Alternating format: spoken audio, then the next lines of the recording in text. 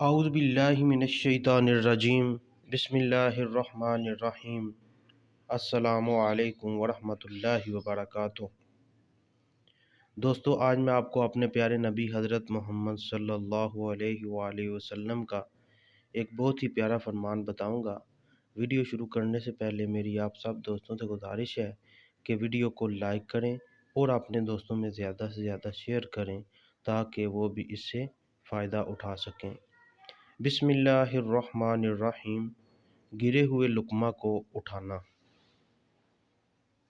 نبی کریم صلی اللہ علیہ وآلہ وسلم نے ارشاد فرمایا، جب تم میں سے کسی سے لقمہ گر جائے تو جو ناپسندیدہ چیز اس پر لگ گئی ہو اسے دور کر کے اسے کھا لے اور اسے شیطان کے لیے نہ چھوڑے، پھر فارغ ہونے پر اپنی انگلیاں چاٹ لے، کیونکہ اسے معلوم نہیں کہ کھانے کے کس حصے میں برکت ہے۔ صحیح مسلم کی یہ حدیث ہے۔ میری اللہ پاک سے دعا ہے کہ اللہ تعالی ہم سب کو نیکی کے کاموں میں بڑھ چڑھ کر حصہ لینے اور برائی سے بچنے کی توفیق عطا فرمائے، اور جو کچھ ہم نے پڑھا اور سنا ہے اس پر عمل کرنے کی توفیق عطا فرمائے۔ وما علینا الا البلاغ المبین۔